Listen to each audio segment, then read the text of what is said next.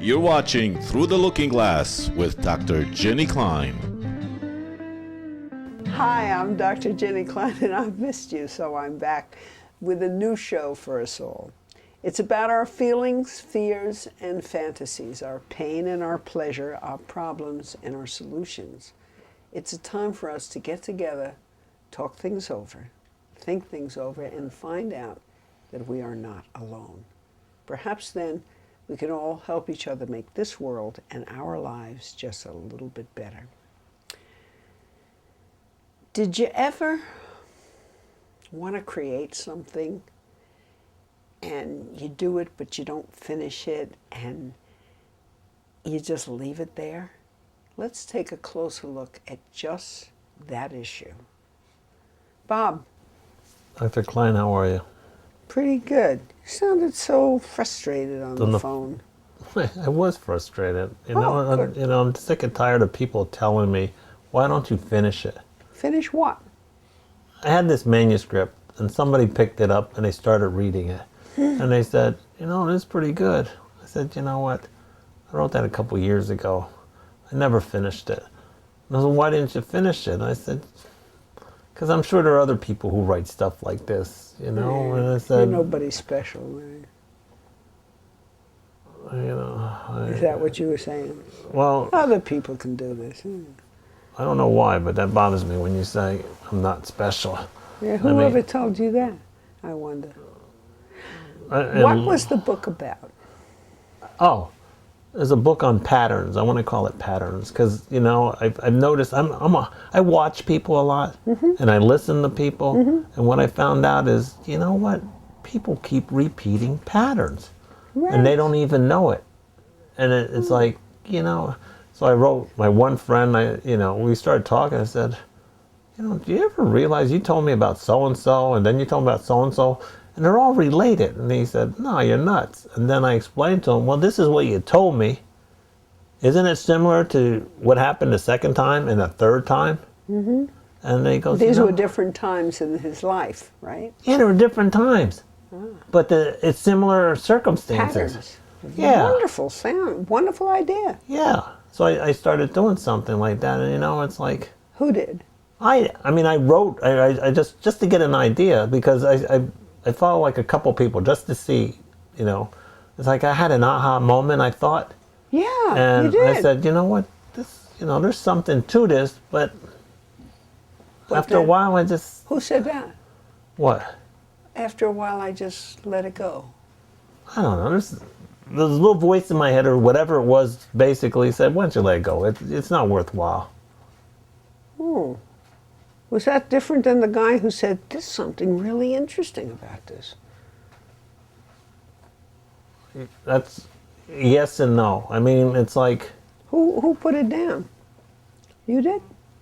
Well, I put it down, but this is, when I think about it, it's not the first time. I have a problem.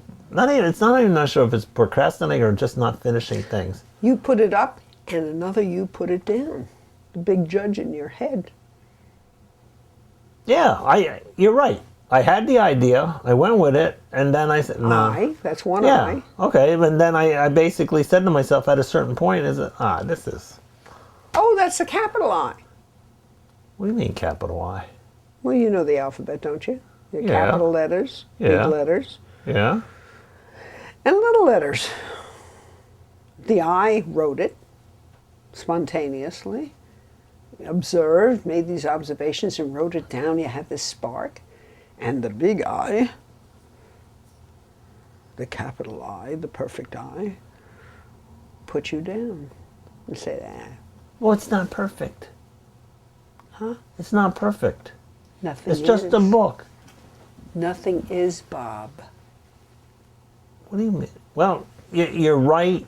And I understand you, but I want... Reality. I'm right. Imagination, everything's perfect. But I want if I'm going to do something, I want to do it right. Right is a variable. It's right for a book about patterns. It's not right for a book about auto cars. The substance is right for the topic of the book. It's not everything, but it is what it is. Yeah, but I don't want anybody to find fault with it. You know what I'm saying? Like who? You know, yeah. I'll give you an example. I remember when I was like, when was it, like 5th grade? And I had to do some English, it was like a writing assignment for the teacher. And she, it came back red. And she goes, not a very good idea. And she said, how can I put it, misinterpreted her directions. And I'm pretty sure I had it right. And she goes, this really doesn't mean that much. She wanted me to do it over. Well, it was your interpretation and it was your original writing. She crushed it because she's probably an egomaniac or something. I don't know. I don't know what her problem was, but I was so angry. Well, yes. But who was angry? I'm angry. I was angry at her. As a little kid, I was angry at the teacher. A little kid was angry, and was there a big I inside that said that if it were perfect, the teacher would have complimented me?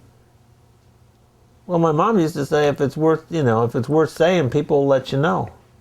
Oh, so whatever anyone lets you know has to be the truth about what you did. That's not true. Well, what do you mean? Some people want to be a writer, they become a teacher, they got a bunch of kids, they put them down. Instead of putting themselves down because they can't write well, they might put a kid down.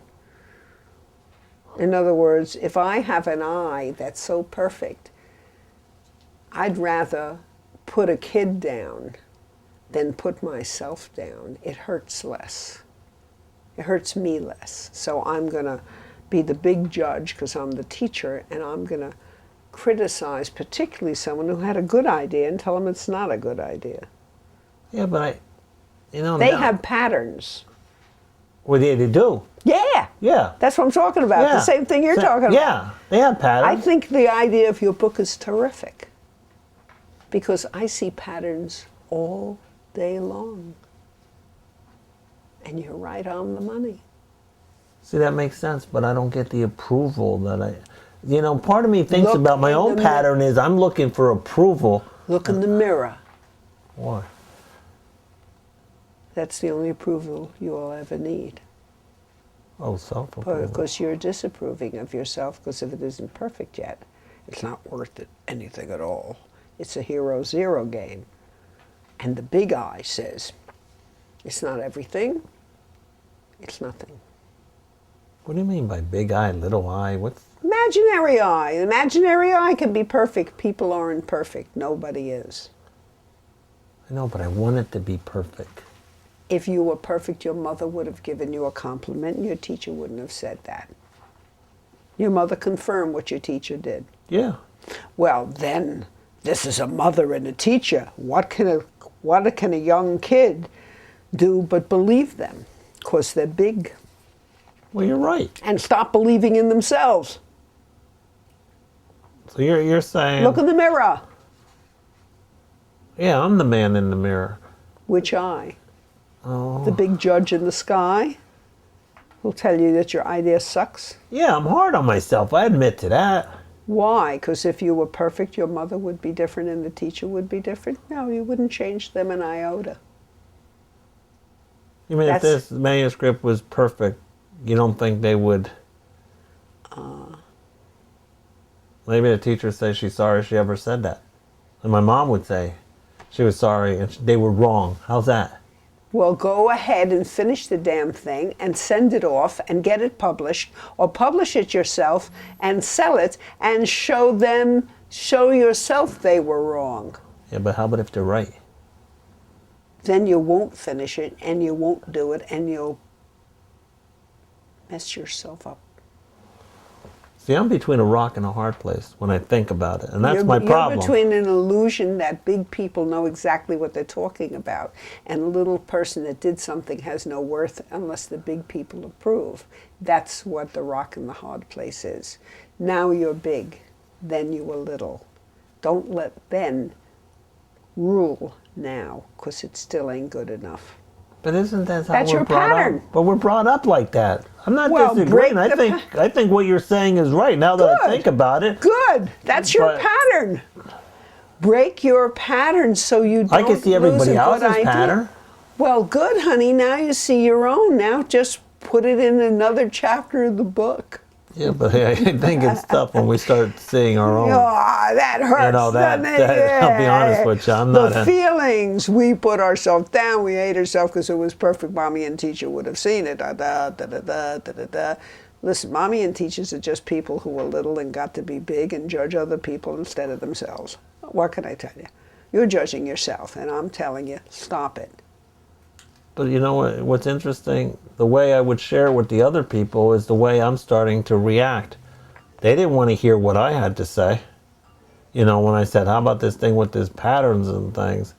And they, and it's like right now I want to deny what you're saying, but when I really think about what you're saying, and I have to be honest with myself because, Good.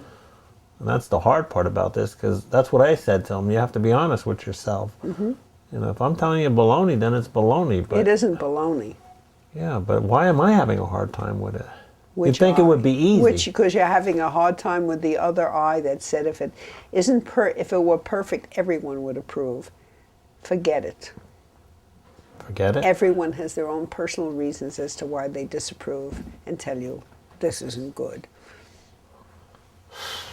You have to decide and believe in yourself. You seeing patterns because it was interesting to you. You're writing something about it. Believe in yourself and go ahead and do it. It's an excellent idea. And I'm in the business of seeing patterns. And part of me I think believes this you, would and be a a- part of me just saying, nah, she's just... Which me believes me? But the boy who wrote what he thought, and the boy the young man who was writing about patterns, that believes me. The perfect self says, if it was perfect, everybody would approve. There wouldn't be a teacher and a mother disapprove. That self is a big critic of yourself. That perfect self is an imaginary guy. How do people get things done?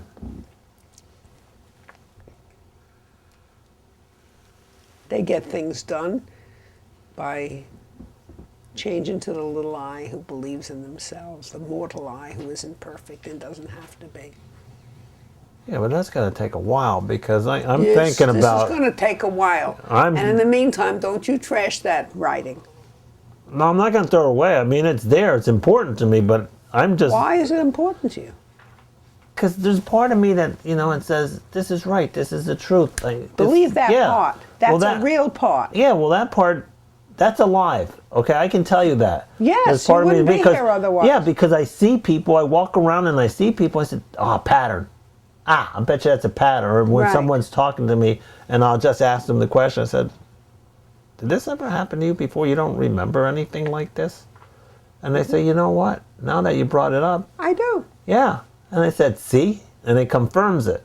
And it's the pattern of that perfect self they thought they had to be so that mommy and teacher wouldn't disapprove of me, or daddy and coach wouldn't disapprove of me. So that if I were perfect, nobody would disapprove of me. This is an illusionary idea. There are people that disapprove of other people because they're in a position of authority, because they don't want to hate themselves. So you can explain it like that. I don't know that part of it. You're going to learn. Yeah, all I know is I'm watching it. By learning about yourself, you'll learn your own pattern and include that in your book. Yes, yeah, that part I don't understand. All I know is I'm telling you what I hear and what I see. Right. If you ask me to necessarily explain it, I can't. It reminds me of the person that said history repeats itself. But the principles are the same. The details different. I can imagine when I'm 4 that I'm a fairy princess. And if I'm anything else but a perfect fairy princess, or someone tells you not and you never will be, then I'm a bad person. I'm a failure. Now, if I have to be perfect in order to be okay and believe in myself and be my own person, I'm going to hate my real person. That's my pattern. Somebody else wants to write down what they hear because it impresses them and they're hearing it, these patterns. You have to just believe in what you started to write, not what someone told you when you were a boy, because the teacher, God knows why they say these things. Your mother, well, the teacher must know. She didn't know any better. I didn't get an A?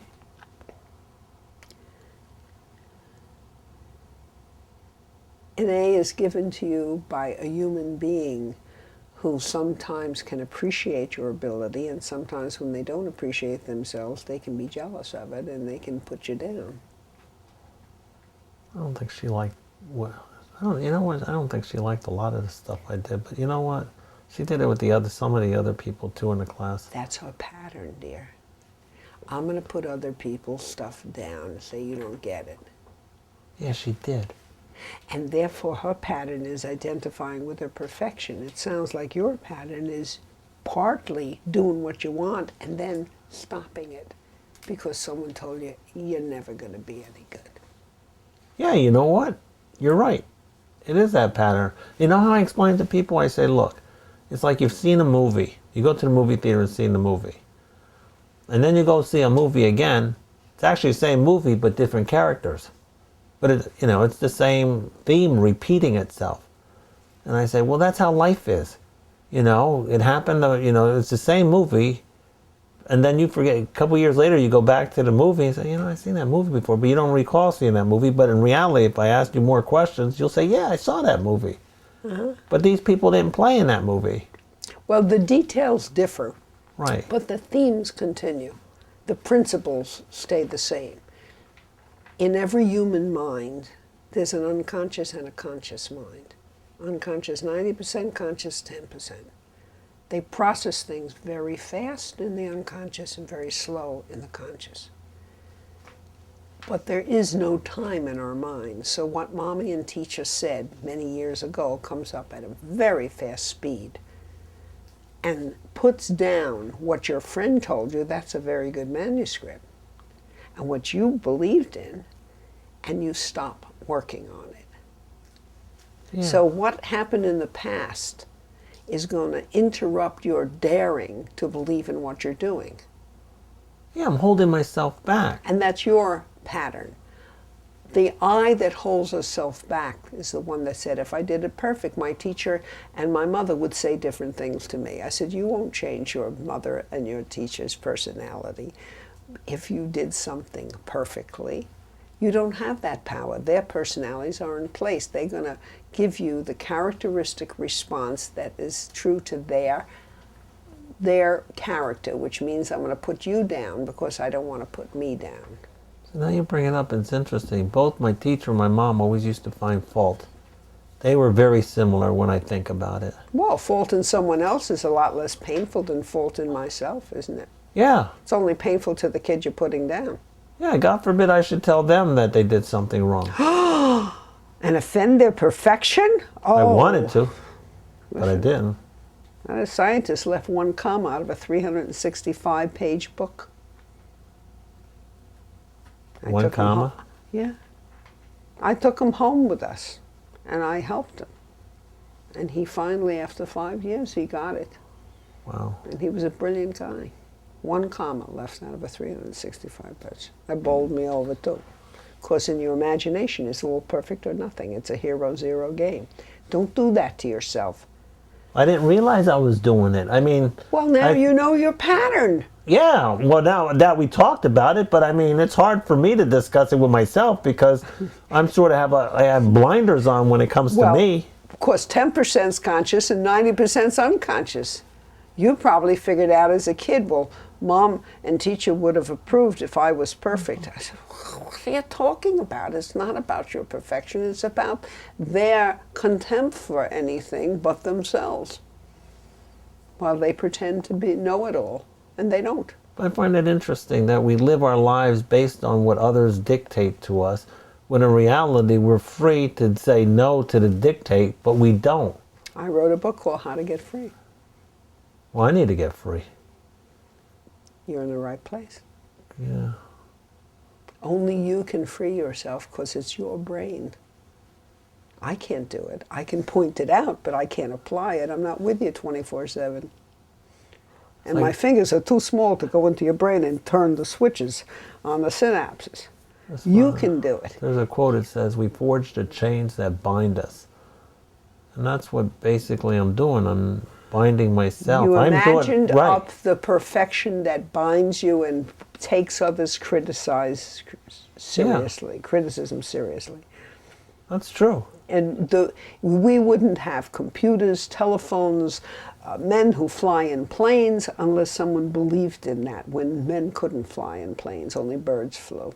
Yeah, but see, we're not taught that failure is okay. Failure is a learning process. The way I was taught, failure is not good. So to avoid failure, you stop working. Stop. So you're not going to finish your manuscript. You're not going to put it out because someone might say what your mother and your teacher said, and you're gonna mess yourself up. What are you talking? You're on the right path, man. But I make excuses all the time for it. Who to whom? To myself, to others. It's You're not having good a enough. conversation. The two selves are talking to each other. I don't know. I talk to myself. That I know. Well, that's good. You have to talk to the capital I with the small I and say, wait a minute, this is my manuscript. I'm into this. I'm doing this. And don't tell me to stop. But it's amazing how this one puts the brakes on. But that one's fell to the unconscious. We wish it up when in a conscious mind, and then it descends into your unconscious, and at a very fast speed it tells you to stop. And if you know that, you can talk back. But if you don't know that, but you didn't know how to talk back to. Until I had this conversation with you, I didn't even realize I was doing it to myself. Well, you didn't recognize your own pattern, but you recognized in other people, which brought you to write it, observe it, and then recognize in yourself, which is why you stopped. Don't you think I should be able? I mean, it starts at home. You think I would be able to do it here before I start talking about other people? No, because here is very painful. Because my personal perfection is going to hate me for not being perfect. So I'm going to feel pain if I talk to me, and I have to settle for being human. Yeah. And so I'm going to be less than, and I'm going to hate myself. But when you're talking about other people's patterns, it ain't your pain. You can observe that freely. But it's hard to observe your own because you're going to have to throw the other guy out 1,000,000 times a day. You know what? That's so true. It's almost like I have a camera. I can picture this, picture that, but the camera will not turn around and picture me. Well, if you have an understanding that that's an imaginary thing that's hating you, that you will never be, that you can say, okay, that's my imagination. Let me use it to glean from what people say. Let me use to discover their patterns and my own. Let me not use my imagination in a destructive way. Let me use it in a constructive way, which you've been doing by writing your book. Yeah, but it's interesting because really I should be thinking awareness of others actually starts with me. I need to be aware of the situation. I mean, the more aware I am, so this makes sense. Because if I'm aware of myself and aware about whatever I'm about, selves, plural, then what I see in others, actually, what I see in myself, I probably will see in others. And that makes sense, but right now, I'm not really aware. Well, I am now. But previous to me, I was not looking at. That's a learning experience. That's recognizing your own patterns. Because, see, when you're a child, you listen to a child, they'll tell you what they're imagining. I can fly, Mommy. Look, I'm a fairy princess, Mommy. And their imagination is right out there. They're very aware of it. But as they get older and more reality sets in, it goes down into their unconscious mind. But it's still operating at tremendous speed. And as soon as you dare to think, like your friend said, this is a good manuscript, you stop, because it reminds you, what would my teacher say, what would my mother say, and it put me down. And then your perfect self says, you see, if you were perfect, your mother and teacher would have never said that. They say that from their own crap, not because of who you are.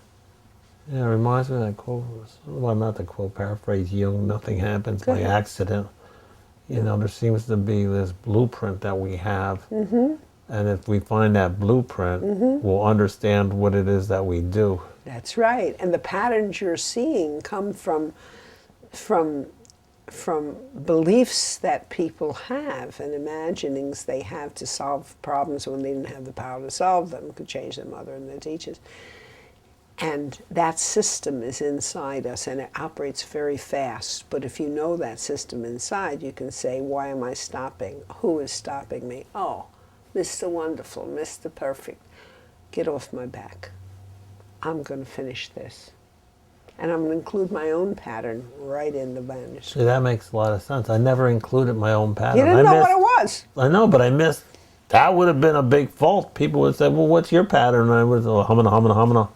And it's like, because really, until I had this talk, I should have, shoulda, coulda, woulda. You shoulda, woulda, coulda. If you were perfect, you should have known it before you knew it. Yeah. But you came to discuss it because you're not resting well with leaving this manuscript go. You're not resting well with it.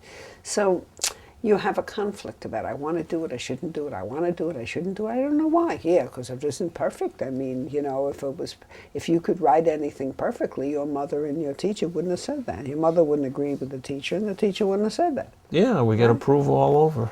Right. Huh. So I want you to go home, write everything you can, think everything you can, feel everything you can, and if you ever get stuck, give me a call. Okay, and I will see you next week. Yeah, we got to finish this off. Oh, yeah. Okay. This never finishes, but it really gets better. Oh. Okay. Thank you. Okay, we'll see you next week. Very good. And once more, Eddie Nieves. Eddie, you understand this so very well because what do you do? Well, I'm the chair of the Department of Academic Enrichment at Kutztown University, and I counsel students with academic, personal, and different issues. So, wow, and you pick up patterns. Yeah, and I see patterns every day. And you see patterns every day. Well, Eddie, I want to thank you very much for doing another marvelous show, completely unrehearsed, just the idea on the top. And you wrote a book, and you stopped, and you don't know why. And never edited or anything. It's because you understand this so very well. I thank you very much, Ed Nieves, for doing this. And my wonderful Kaz Bieland, this great camera guy and producer. And he told me to make sure I say thank you very much for saying hello when I'm bopping around town, and for sending in your ideas. And he also made me a website that I'm supposed to remember to tell you, Dr. Ginny Klein, sorry about that, he's helping me, drginnyklein.com. Look it up on the web, and if you have any questions, you have any ideas for shows, please write to me, give me a call if you have an issue or something. And just keep looking through the looking glass. Take really good care of yourself. Bye-bye. Dr. Ginny Klein would love to hear from you. Email her, ginnyklein@gmail.com, or give her a call at 908-722-2933. If you'd like to see more, feel free, just go to drginnyklein.com.